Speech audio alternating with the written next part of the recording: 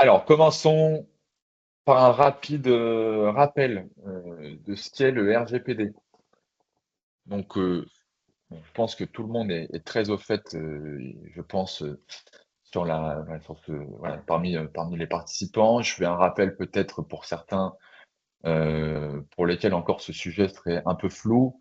Donc, le RGPD, c'est un règlement européen qui vient imposer un ensemble de règles euh, euh, concernant la gestion et la protection des données personnelles. Euh, Données personnelles ne veut pas dire uniquement données privées, ça concerne bien aussi les données professionnelles. Toute donnée qui permet d'identifier une personne ou qui est rattachée à une personne. Donc ça peut être un nom, un prénom, une adresse mail, évidemment, ça peut être un numéro de sécurité sociale, etc., etc. Euh, Vous collectez des données de vos prospects, de vos clients, vous collectez des données de vos collaborateurs. Tout ça, évidemment, est utilisé au sein de vos entreprises pour vos activités, et c'est bien normal. Vous avez depuis 2018 donc un ensemble de règles et de démarches à maintenir, à tenir et à respecter. Au-delà de ça, ces données passent chez vos sous-traitants et dans les logiciels que vous utilisez, dont les IA d'ailleurs, puisqu'un certain nombre de vos outils embarquent de plus en plus de l'intelligence artificielle, notamment aussi, donc, idem chez vos prestataires. Donc, tous ces enjeux sont à prendre en compte. Là aussi, vous avez des règles et des démarches juridiques à respecter et à maintenir et à suivre dans le temps pour assurer votre conformité. Donc, vous avez bien un enjeu avec vos clients et avec vos salariés, et vous avez bien un enjeu avec vos logiciels et vos sous-traitants. L'objectif de cette réglementation, c'est d'imposer les mêmes règles à toutes les entreprises qui traitent de données personnelles de citoyens européens et donc notamment sur l'ensemble des pays européens, donc même au-delà, hein, pour les entreprises hors Union européenne qui travaillent aussi avec des clients européens. Alors on risque un certain nombre de choses, notamment des sanctions jusqu'à 4% de son chiffre d'affaires annuel. On risque aussi des plaintes de ses clients. Et il y a un risque business aussi. Si on n'est pas conforme dans certaines activités, ça devient assez problématique. Euh, et puis, donc, ce règlement qui est en place depuis 2018, comment finalement, mais s'applique à l'usage de l'intelligence artificielle. Donc, on vous a listé les grandes obligations de la réglementation qui s'appliquent à l'usage de l'intelligence artificielle. Donc, Bertrand, si tu veux peut-être euh, commencer à parler des différentes obligations, en tout cas sur, sur les bases légales, par exemple, la transparence. Oui, alors déjà, bon, la légalité et traitement, ça c'est, à mon avis, un des points fondamentaux.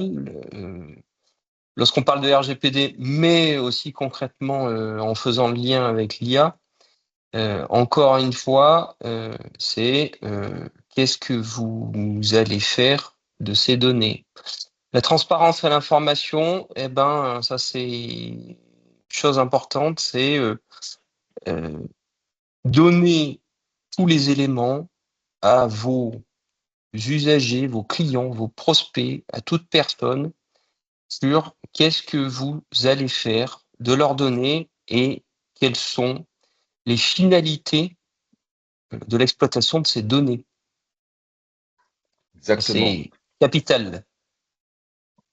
Vous avez d'autres obligations RGPD qui s'appliquent à l'IA, notamment le droit des personnes. Vous savez que vos clients, vos salariés ont des droits sur leurs données, notamment des droits d'accès, droits de rectification, droits de suppression, pour ne citer que. Dans le cadre du RGPD, on doit définir aussi des durées de conservation qui soient claires et établies pour toutes les données que vous collectez et que vous utilisez. Ça s'applique aussi donc aux systèmes d'IA qui sont mis en place chez vous, dans vos outils ou bien dans les IA que vous développez. Et puis on verra qu'il y a un enjeu aussi sur les transferts de données en dehors de l'Union européenne, et l'un des grands enjeux aussi de ces systèmes d'IA et de ces solutions IA, puisque vous devez, dans le cadre du RGPD, mais ça c'est c'est valable depuis 2018. Encadrer juridiquement tout transfert de données, on en parlera aussi.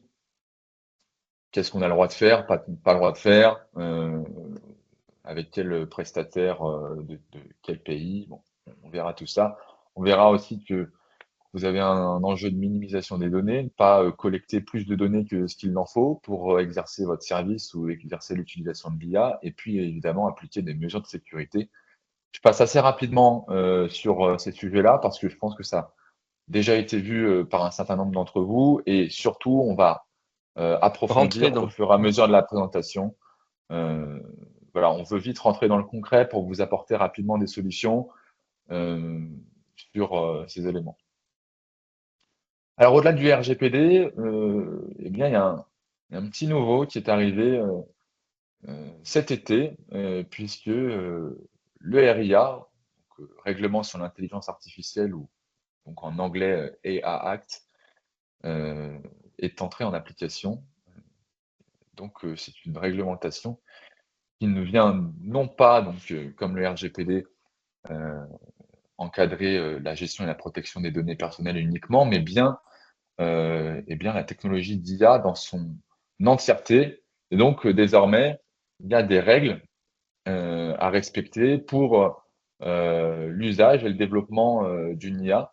Et donc, notamment, démarche en 3 étapes: cartographier les systèmes d'IA utilisés chez vous, évaluer le risque et assurer la conformité des systèmes IA. Donc, on va voir en quelques exemples en quoi ça consiste et quelles sont les différentes obligations de ce nouveau règlement, qui est finalement pas si révolutionnaire que ça, qui est plutôt et qui s'inscrit plutôt bien dans une extension finalement des obligations du RGPD, puisqu'on va aller reprendre les mêmes principes de transparence vis-à-vis des utilisateurs, de droit, d'information, d'analyse d'impact, euh, et puis de documentation de la conformité des intelligences artificielles. Voilà, donc ne voyez pas ça comme une nouvelle réglementation euh, complexe et dure à appliquer. Euh, Voyez plutôt ça comme un prolongement du RGPD appliqué à l'intelligence artificielle dans son entièreté. Euh, on n'est absolument pas comme dans un cas de figure comme en 2018, où là, le RGPD avait en effet apporté une vraie révolution des processus en interne. Emery, Donc vous avez, tu peux déjà nous dire ce que on n'a pas le droit de faire, parce que finalement, c'est déjà le premier point. oui, donc dans le cadre de la conformité RIA, vous allez devoir notamment évaluer vos systèmes d'IA. Il y a 4 niveaux de risque qui peuvent être donc appliqués. Et en effet, il y a des risques donc, qui sont inacceptables. Et donc là, ça entraîne l'interdiction de certaines IA. Donc tout ce qui est scoring social, surveillance de masse, vous imaginez bien, l'Union européenne a évidemment interdit ces systèmes-là. Et donc, c'est des exemples d'IA et d'intelligence artificielle à risque inacceptable. Vous pouvez avoir des IA à risque élevé, euh, biométrie, et reconnaissance faciale, ou toute IA qui entraîne des décisions qui impactent des individus. On le verra, on prendra des exemples, mais il y a par exemple tout ce qui est IA sur le recrutement, qui peut être potentiellement euh, défini comme un risque élevé. Et là, vous devez correctement informer les personnes sur le fonctionnement et l'usage de cette IA, leur donner accès donc à leurs droits, à une capacité d'exercer leurs droits à n'importe quel moment, réaliser des analyses d'impact, des audits, et le documenter surtout pour derrière monter patte blanche, pardon, et démontrer le processus de conformité qui est maintenu. Euh, Vous avez des IA à risque modéré.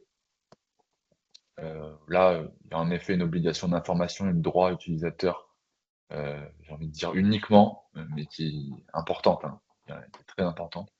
Et puis le risque minimal, Il n'y a pas forcément d'obligation, c'est vraiment sur des IA qui ne présentent pas de risque particulier pour les personnes. Euh, voilà les exemples des IA de recommandation basiques.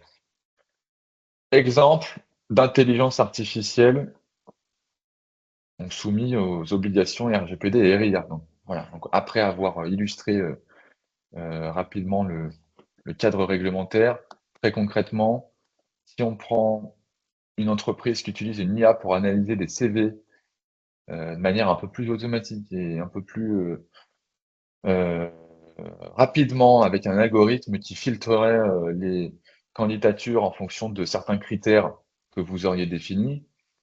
Bon, alors déjà, cette IA, oui, elle est soumise au RGPD. D'une manière générale, vous verrez que la plupart des IA, 9 IA, voire 10 IA sur 10, seront soumis au RGPD dans le cadre de leur utilisation, de leur commercialisation. Du moment où l'IA traite des données personnelles, c'est donc soumis au RGPD. Donc là, une IA de recrutement, elle va analyser des CV, elle va analyser donc des noms, l'âge, le lieu de résidence, parfois même la situation médicale si on a un CV avec des personnes en situation de handicap, bon, etc., etc. Ça pourrait être plein d'autres données. Donc là, il y a des grandes obligations évidemment à respecter, informer les candidats sur l'utilisation de l'IA, donc que tout le monde soit bien au courant, hein, qu'on applique un système d'intelligence artificielle dans le cadre de ce processus donc de recrutement, qu'il y ait une transparence sur les décisions qui soient prises et surtout que le candidat puisse encore une fois exercer ses droits de rectification, de suppression de données. Évidemment, si je veux que mon CV soit totalement supprimé de cette entreprise-là, j'ai le droit de le demander et l'entreprise doit me confirmer cela. Donc ça, c'est tout ce qu'on voit depuis 2018 avec le RGPD. Maintenant, vous avez donc le RIA et donc là, en effet, cette IA, elle est soumise au RIA et notamment à risque élevé. Donc elle est classée dans la catégorie risque élevé. Pourquoi? Parce qu'il y a un impact pour les personnes derrière, vous vous doutez.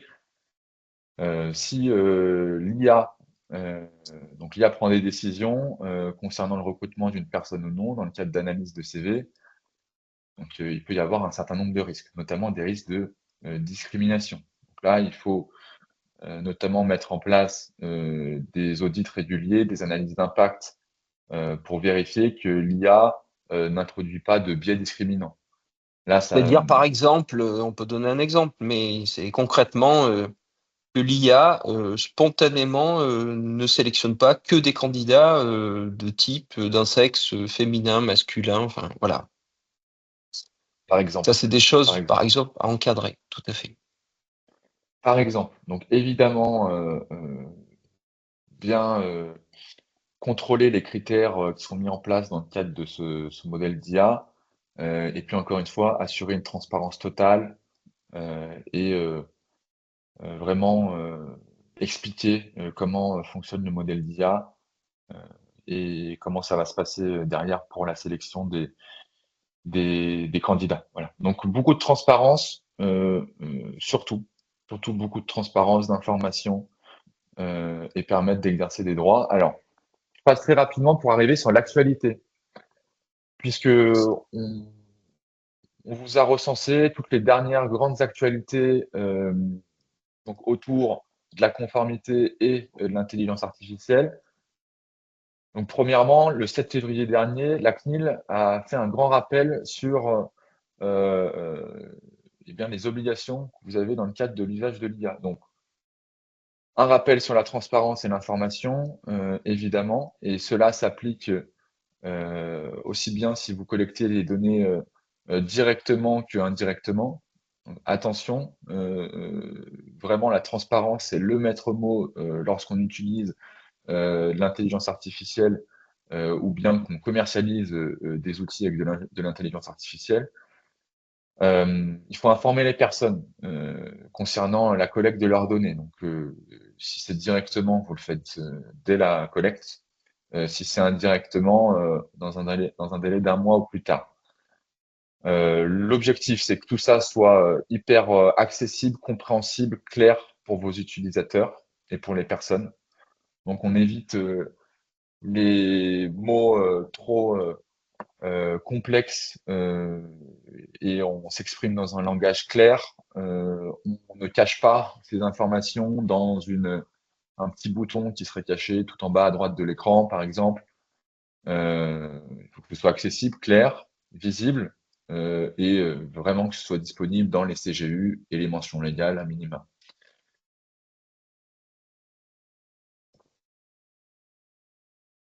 Vous avez d'autres informations également à partager, mais ça c'est un rappel sur ce qui est fait de manière classiquement dans tout traitement de données dans le cadre du RGPD, IA ou pas IA. On doit préciser la finalité de traitement, pourquoi on le fait, préciser la base légale du traitement. Donc, est-ce que c'est fondé juridiquement? Est-ce qu'on a le droit de le faire? Pourquoi? Par exemple, pour exécuter un contrat, par exemple, avec un client. Les durées de conservation, combien de temps vont conserver les données dans le système d'IA, et puis les sources de données, donc d'où ça vient en cas de collecte indirecte. Je passe assez rapidement pour vite rentrer dans le concret. La CNIL a fait un rappel sur les droits, donc les droits d'accès, droits d'effacement, de suppression, donc ce qu'on appelle le droit à l'oubli, bon, des choses que vous connaissez tous déjà, j'imagine très bien, mais qui s'appliquent à l'IA. Autre actualité du moment, avant de passer au risque, vous avez donc, je pense tous vu, ou même participé d'ailleurs, au sommet pour l'action sur l'IA qui s'est déroulée à Paris, que la France donc a organisé. Et là, forcément, l'une des grandes thématiques sur ces journées de l'intelligence artificielle était les enjeux de confiance, de privacy, de souveraineté numérique et de protection de données. Donc là, on était en plein dans le sujet, en plein d'actualité. Donc c'est pour ça qu'on vous dit vraiment que le RGPD et le RIA, c'est un enjeu d'actualité, mais surtout d'avenir, puisque ce sera une condition fondamentale à la réussite de l'IA, puisque il n'y aura pas d'IA sans, pas d'IA performante sans confiance dans l'IA. Si vous commercialisez des systèmes d'IA, si vos clients n'ont pas confiance, ça ne marchera pas. Idem dans le cadre d'usage en interne avec vos salariés. Donc pour toutes ces raisons, la CNIL a notamment signé une déclaration commune avec d'autres autorités de donc 4 autres pays, l'Australie, la Corée du Sud, l'Irlande et puis le Royaume-Uni. C'est une charte qui rappelle à la fois les risques que présente l'IA et comment les autorités vont accompagner les entreprises, les organisations dans les prochaines semaines et les prochains mois pour que eh bien, toutes les obligations du RGPD, mais aussi du RIA, soient le plus claires possible pour tout le monde. Donc, notamment, ils se sont accordés pour que les bases légales soient bien claires pour tous, que on puisse davantage expliquer les mesures de sécurité qui doivent être mises en place sur les systèmes d'IA, et puis notamment, ils se sont engagés à coopérer avec d'autres régulateurs bien au-delà des autorités de protection de données, des régulateurs sur les consommateurs, la propriété intellectuelle, etc., pour que tout le monde travaille ensemble pour accompagner les entreprises et que ces obligations, alors certes RGPD, mais aussi RIA, dans le cadre des systèmes d'IA, soient correctement respectées, implémentées. Donc, un gros travail de sensibilisation qui va se faire sur ce volet-là. La Cour de justice de l'Union européenne, aussi le 27 février, nous rappelle l'ensemble de ces obligations. Donc, au-delà d'avoir les rappels de la CNIL, vous avez aussi la Cour de justice de l'Union européenne qui rappelle, notamment avec un focus sur le droit de contestation, c'est-à-dire que toute personne impactée par une décision automatisée puisse derrière avoir accès aux critères qui ont amené à cette décision. Donc, encore une fois, un rappel et un accent sur la transparence et les droits des utilisateurs. Ça, c'est vraiment les maîtres mots et on insistera là-dessus pour que vous puissiez utiliser des IA et déployer des IA qui soient le plus responsables possible et en transparence avec ces sujets. Bertrand, on finit le rappel légal et réglementaire avec les transferts de données et un petit peu l'actualité du moment, notamment avec les transferts de données vers les États-Unis. Parce que quand on parle de système d'IA, notamment, on pense souvent à OpenAI et puis tout simplement des technologies américaines. Donc, quel est l'enjeu là-dessus? Si tu veux ajouter quelques mots. Bah, l'enjeu, on en a parlé, mais ceux qui font du RGPD le savent, hein, en fait, tout ce qui est transfert hors UE est interdit, sauf si derrière, on a un certain nombre d'accords ou d'engagements qui sont clairs et définis. Bon, là, Mm. l'actualité, elle est en train de nous montrer que clairement, ça va plutôt. Il peut y avoir des changements. Donc, juste pour savoir, mais en fait, ça, c'est un sujet. Les transferts hors UE, il faut y faire attention parce que c'est clairement encadré dans le cadre du RGPD. Et puis, derrière, c'est encadré par plusieurs choses. Des accords d'adéquation, et ça, ils existent. Ils peuvent être remis en question. Donc, Et c'est-à-dire, puis, juste pour préciser sur ce point-là, parce que c'est un point qui est assez important et je pense que qui va impacter aussi les solutions qu'on va vous proposer par la suite. Euh, Lorsque vous utilisez une IA qui est, par exemple, voilà, qui est américaine, que vous faites, donc vous envoyez des données vers les États-Unis, euh, théoriquement, donc dans le cadre du RGPD, vous n'avez pas le droit de transférer des données en dehors de l'Union européenne, euh, sauf avec un pays, pardon, euh, avec lequel on a un accord d'adéquation. Donc, c'est-à-dire que l'Union européenne s'est accordée avec un certain nombre de pays, dont d'ailleurs les États-Unis avec le Data Privacy Framework, pour valider un certain nombre de standards de protection de données et que nos données européennes soient correctement encadrées, protégées et aux utilisé, tout à États-Unis, fait. Hmm. exactement. Et si il n'y a pas d'accord avec ces pays, Alors, vous pouvez le alors, faire. Après, c'est un contrat juridique. En fait, on parle de clause contractuelle. Et ça, entre entreprises, vous pouvez, concrètement, vous avez la possibilité de le faire.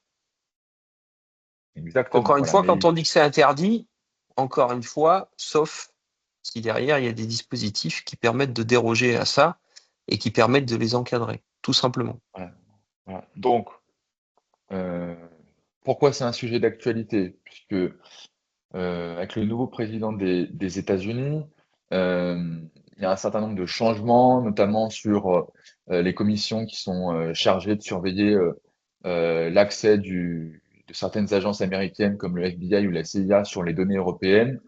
Ça peut potentiellement être un début de remise en cause de l'accord qui avait été passé avec les États-Unis, donc qui s'appelle le Data Privacy Framework, et qui nous permettait de faire des transferts en dehors de l'Union européenne vers les États-Unis sans aucun souci, puisque les mesures avaient été définies et mises en place. Là, si demain on a donc une invalidation de cet accord, ce qui est déjà arrivé en 2015 et en 2020, d'accord? Donc, ce serait donc une troisième invalidation d'un accord avec les États-Unis. Là, c'est-à-dire si on doit utiliser des solutions américaines hébergées donc aux États-Unis, on doit s'accorder avec le prestataire via des clauses contractuelles type. Encore faut-il que le prestataire accepte. Donc là, on pourrait se retrouver bloqué, notamment CF, pour l'exemple que ces vous avez solutions. tous connu, avec l'exemple de Google Analytics, où pendant un moment, la solution était interdite. Exactement. Voilà. Donc c'est important parce que aujourd'hui tout va bien, mais ce risque existe. Et donc potentiellement, ça peut impacter aussi, vous, les choix que vous faites concernant les IA que vous utilisez ou les IA que vous allez développer. Alors après avoir